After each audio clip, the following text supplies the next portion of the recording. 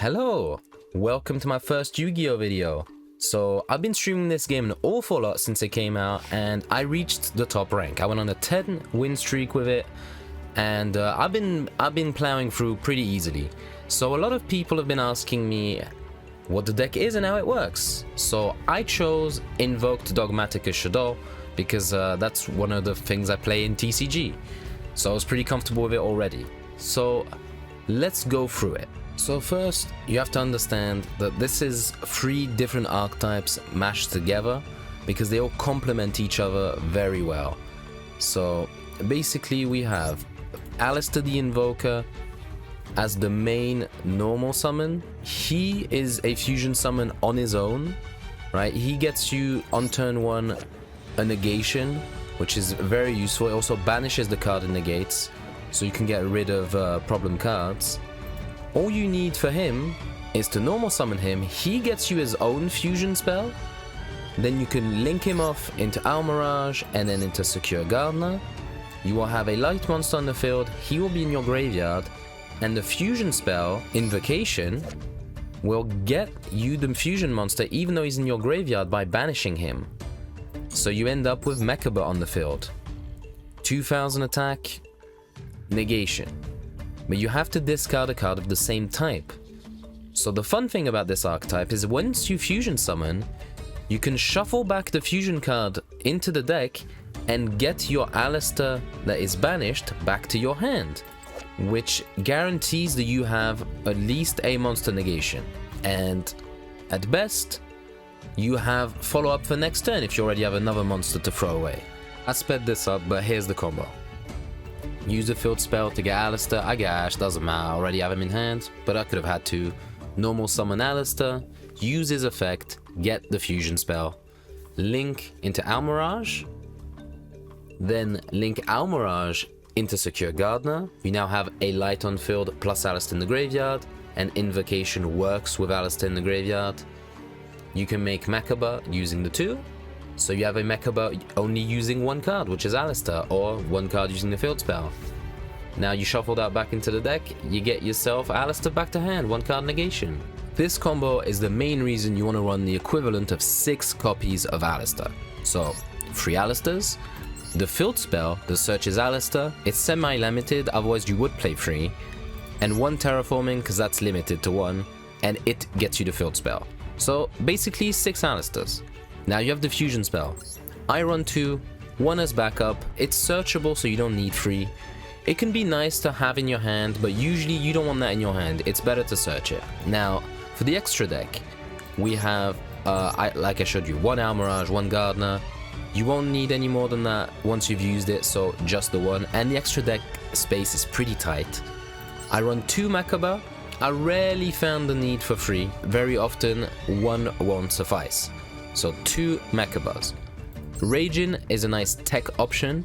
He is a different form of disruption. He forces the opponent's monster to stay face down. They can't use it for links. They can't use it for synchros. They can't use it for XCs. They can't do anything with the monster except maybe tribute it for an effect. And, you know, it also prevents the opponent from attacking you. It's very nice. Now we have Purgatrio. This deck isn't very good at OTKing and doing damage. He is in here just for that. He attacks every one of your opponent's monsters, he gains attack according to the number of cards they have, and he does damage even if they're in defense position. Very good card to do that. Doesn't always come up. Usually you can make your opponent just quit the game before that, but in case you need damage, this is the guy. The last invoked card we have is Invoked Agoides. She is rarely important, but when she is, it can be very nice. You special summon her, you get to destroy a monster your opponent controls, and she can get very big by boosting her own attack by banishing a fusion monster in your graveyard. It rarely comes up, but better safe than sorry. Let's get into the Shaddolls part of the deck. There are a series of flip monsters that have effects when sent to the graveyard. They're the worst cards to open in your main deck, but the best cards in your extra deck. So first we have El Shaddolls Winder. She's your main win condition. What she does is prevent your opponent from special summoning more than once. That's called a floodgate, and if they can't negate her effect or get rid of her with only 1 special summon, it's a guaranteed win against a lot of decks. If you don't like sitting through long combos, just slap her on the field and win. Next up, we have El Shadddoll Akouma. You rarely summon her, but she can permanently negate a face-up card on the field, and that's not just monsters, by the way. It's a useful effect, but you know. Her main use is her Grave effect, which is to fetch any Shadddoll card from your deck or graveyard to your hand, then discard any one card in your hand. So most of the time, you'll get yourself a way to fusion summon into Winder. But sometimes you'll get use of the grave effects of other Shaddolls because you just get them from your deck and then throw them to the grave by discarding it. And if you opened a Shadddoll, like I said, they tend to be the worst to have in your hand to start with. You can grab what you want and just discard the one you don't want. The last extra deck Shadddoll is Construct. She's the most versatile of the three since when she's summoned, she can dump any main deck Shadddoll to the grave to proc their effects. She also has the ability to destroy any monster she battles by card effect, so the attack and defense values don't actually matter unless the monster is protected. And lastly, when she's sent to the grave, she gets you one Shadddoll spell or trap from your grave to your hand. So there's a niche combo where you summon her, dump Schism, which is a way into Winder, and then you link summon her using Gravity Controller to get Schism back. All you need is a fusion spell, a light monster, and any Shadddoll. So you put her in the extra monster zone, that is very important. Then you use her effect. You can use the effect of your other Shadddoll. I'm using Hedgehog here, but any works, right? And if you do it in that order, first Construct, then the Shadddoll, she can't get negated by a lot of things. So you use her effect to dump Schism. Then you do Gravity Controller over her, which will trigger her effect in the graveyard to get you Schism back, so you can set it and do a fusion summon during your opponent's turn using monsters from your grave or field. Alright, now for the main deck lineup of Shadddoll cards. First, we have Schism, which I just showed you a way into. It's a continuous trap that allows you to fusion summon during your opponent's main phase and your main phase. And the fun thing is, if they have a monster of the same attribute as the one you summon, it gets sent to grave. And sending is not the same as destroying. If they're protected, they'll still go to the grave. So if you run into Eldritch, you'll know why that's so useful. And it is by far the best Shadddoll card in the main deck. It's your main access to Winder. It allows you to use Construct to dump any of the Shaddolls to proc any effect you need at any moment. And it does the Akouma negation in a pinch. It's just overall amazing.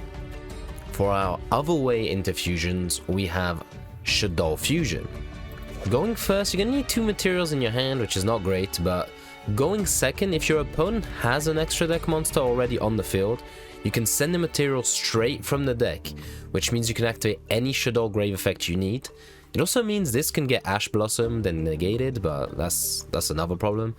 So going second, you can do the last combo I showed you with only 1 card, except you can use Construct to beat over a monster, then in main phase 2 do Gravity Controller, get Schism back.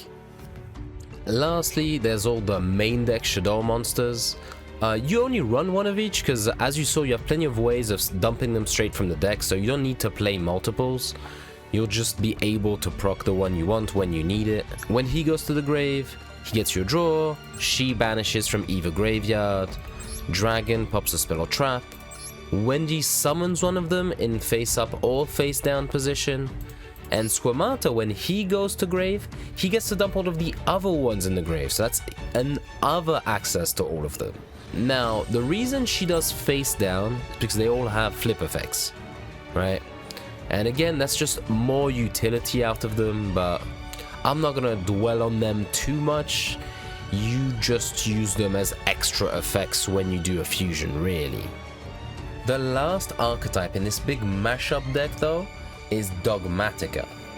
They all have ways to special summon themselves, so regardless of if the first part of your plays get interrupted, you usually have a follow-up using them.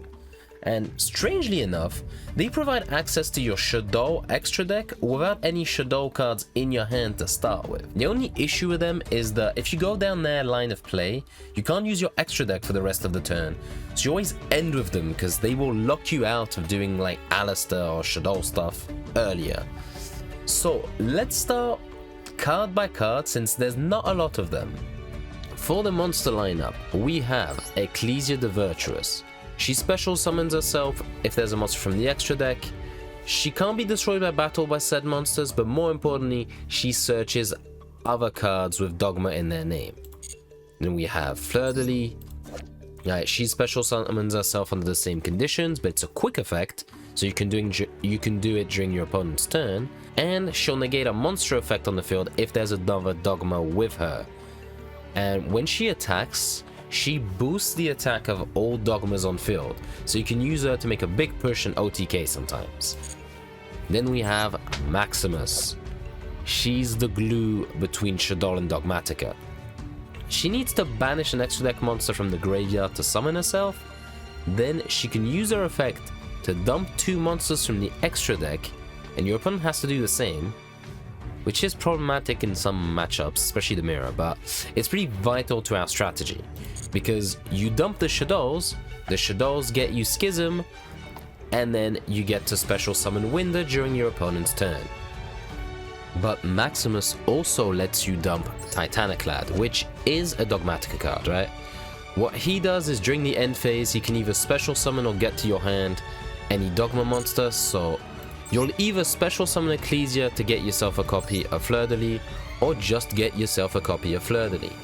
So Maximus both gets you Schism, which gets you Winder, and she gets you a negate, which is just amazing. And if you're going second, you can sometimes use her to dump Natis. That is a very optional card, but when this goes to the graveyard, you get to destroy any card on the field. It comes up. Then there's one spell and one trap. The trap is Dogma Punishment, which destroys a monster by sending an extra deck monster with the same attack or higher. So you can send Natis, which I showed you earlier, to pop 2 cards instead of 1, or you can once again send one of the Shaddolls and get their effects. The best use for this is usually in the late game. If they destroyed your Schism, you dump a construct, you get the Schism back to your hand. And it's searchable off of Ecclesia, though it's rarely your first choice. And unfortunately, there's a huge downside to this card right here. You can't use your extra deck until the end of your next turn. So it shuts off your Alistair plays, you can't do any of your fusions on your turn. Like, I've considered removing this card because of it, but it's won me a lot of games. It can be the deciding factor for comebacks and sometimes that extra little oomph to finish things off. Before moving on to Nadir 7, I want to show you what the whole Dogmatika engine does for this deck, right? So you go through your normal Alistair plays, you do all that, but it's very important you do that first because it gets you Almirage into the graveyard, which you will need to banish to summon Maximus. And if you don't have Alistair, you're gonna need to either normal summon Ash or Effect Veiler, and there's one Shaddoll with low enough attack that you can make Almirage with. That would be Ariel. Alright, so now that we have Almirage into the graveyard, we can summon Ecclesia. If we had Maximus, we'd just use Maximus, but search Maximus with Ecclesia. Now summon Maximus by banishing the Almirage, because otherwise you could not get her onto the field. Then you activate her effect, you throw into the grave Akouma and Titaniclad. Your opponent has to throw 2 of their monsters to the grave. It's gonna, it's gonna take a second. The effect of the Akouma is going to get you Schism, and you will have to throw a card from your hand, right? Luckily, we have a Shaddoll.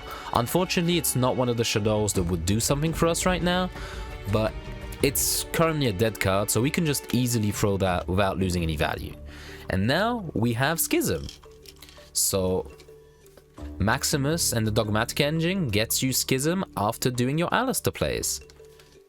Then Titanic Lad in the graveyard gets you Fleur de Lis to your hand and adds a negate on top of that. Amazing. The last Dogmatika card we have is Nadir Servant. This card is not searchable off of Ecclesia, but it does search Ecclesia. This gets you any Dogmatika monster from your deck to your hand. Usually you just get Maximus straight away. You don't want to play into Maxi by using Ecclesia. But what it does is it sends a monster from your extra deck to the graveyard to search a Dogmatika. That way Maximus will have something to banish to summon herself. But on top of that, you can send Apkallone, get yourself the copy of Schism you need, throw the Schism you just got from the deck into the grave. I know how this sounds, but I'll show you the combo.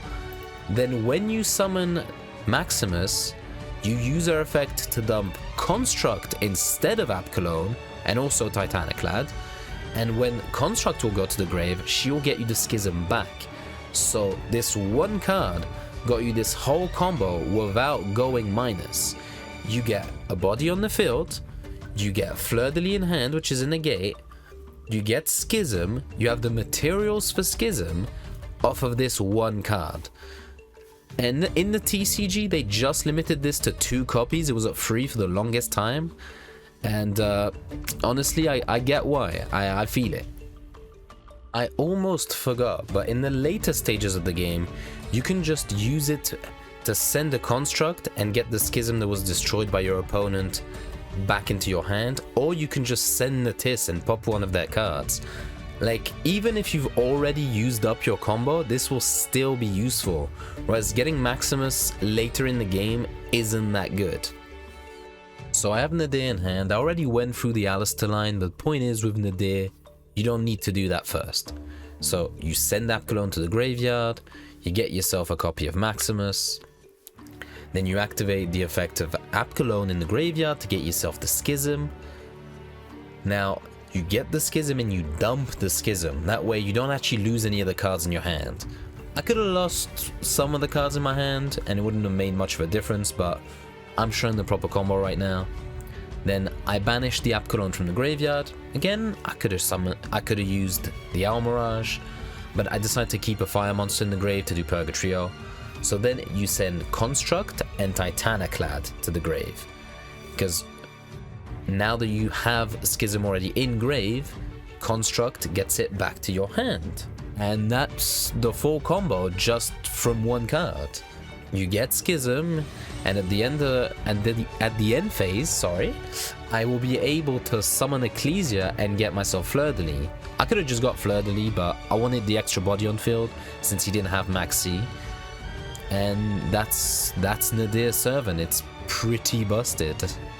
All that's left to go over now are the staples. So I run 2 copies of Effect Veiler.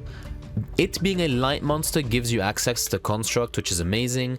It's a negate during your opponent's main phase. Overall, very flexible, very usable, very generic card. It's just good in most decks. Now, 3 copies of Maxi. It's the best card in the game, right? Every time they special summon, you draw a card.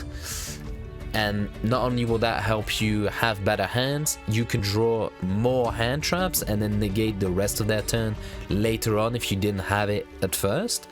And also stops a lot of decks dead in their track. They know not to play into Maxi. So just having it as a threat is good enough. This card is just bonkers, right? Now, free Ash. This beats Maxi, right? If they do Maxi to you, you do Ash. This is the main reason you're going to want 3 of these. But it's also just very flexible. It prevents anything that goes from deck to hand, deck to graveyard, deck to field.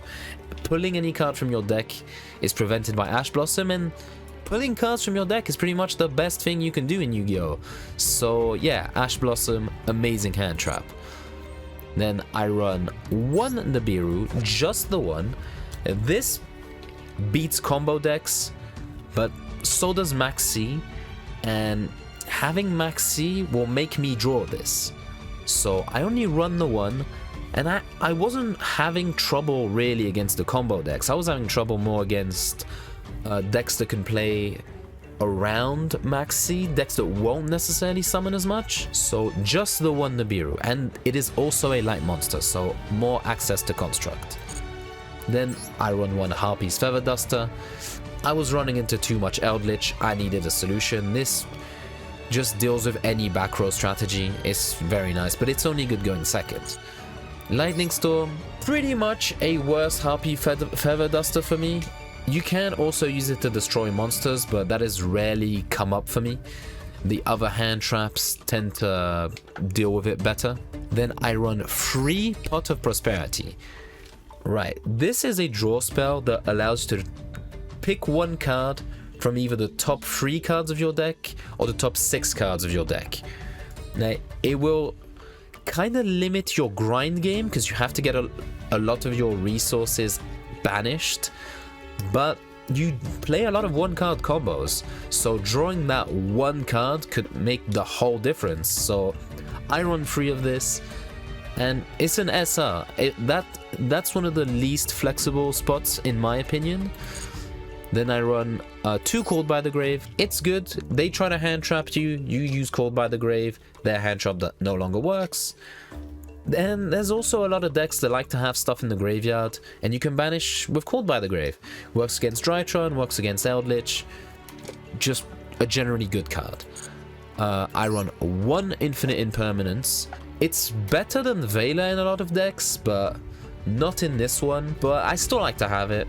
This is a very flexible slot. You can run anything here.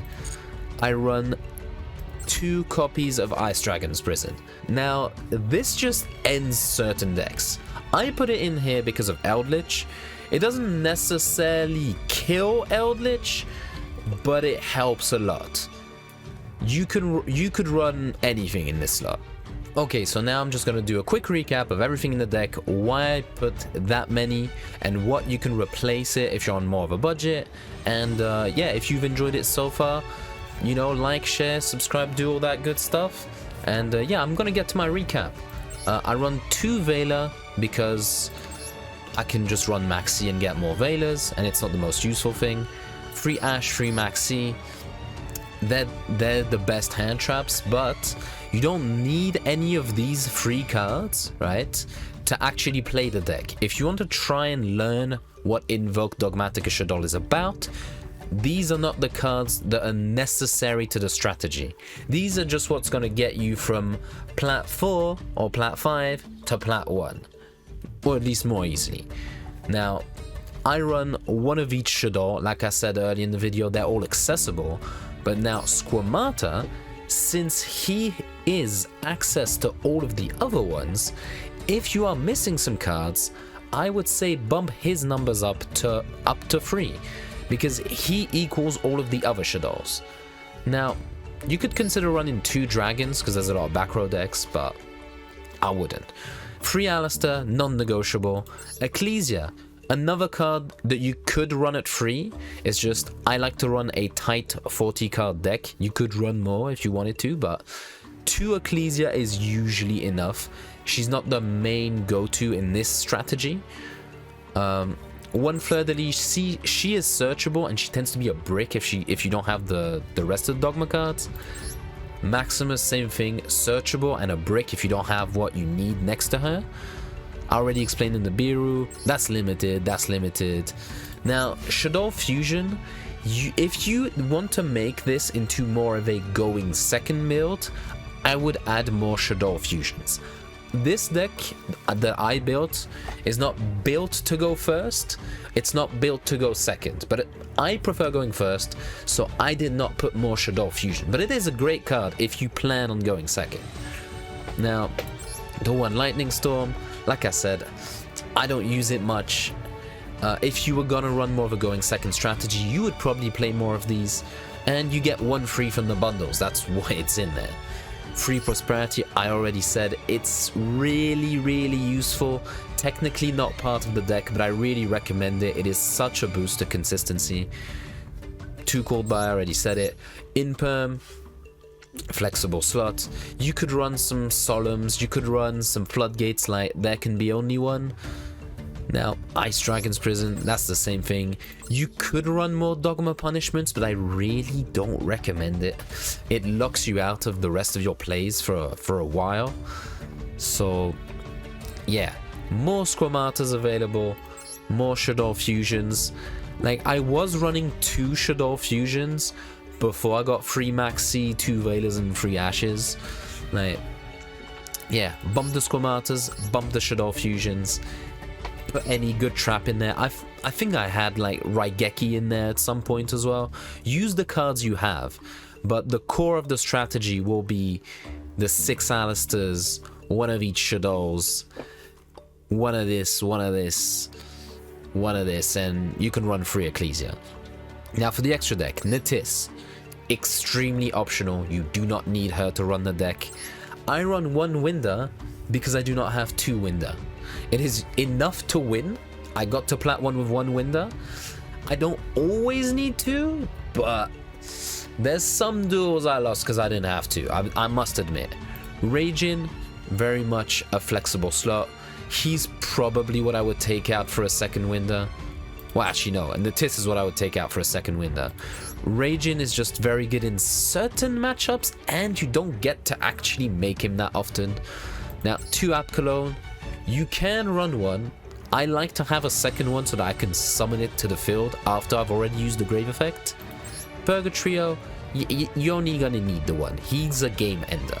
Construct, for the... I'm pretty sure I got to Plat 1 before I got my 2nd Construct, but having a 2nd one is much better. She's great in the Eldritch matchup, and she's great overall, right? She is one of the cards you want to summon, so that's what I was running into with my Prosperity. I didn't have enough cards that were worth banishing, but now if I don't care about my grind game, I just banish a 2nd Construct. Agoides, like I said, better safe than sorry. You rarely do a Titaniclad. You're only gonna use him once anyway. You could use him a 2nd time if you put more Dogma Punishment, but it goes against your strategy to use him more times. 2 Mechaba, you're not gonna need 3 Mechaba. The game's gonna be over before that. But if you have 3 Mechaba and you're missing any of those cards, you could add a Mechaba. Like, it's just the vital cards are really at least 1 Winder, at least 1 App Cologne, at least 1 Construct, at least 1 Titaniclad, at least 1 Mechaba, and at least Gardener and Armorage. Controller, he's good in that 1 combo I showed you, but it rarely comes up. But then again, he's a rare. Just get it, it's a rare, right? So there's a lot of negotiable spots if the deck seems expensive to you, but that is what I decided to play. These are the ratios I ended up on. It's flexible. Make your own thing. The importance is understanding the deck more than copying and what's known as net decking, when you just copy someone's deck. I try to make you understand. That's why I put the combos in there. And yeah, I really hope you enjoyed this. I will try to make more Yu-Gi-Oh content, and that will not stop me from doing Tekken content for the Tekken people who watch this. So on that note, take care guys. I'll see you next time. Bye bye.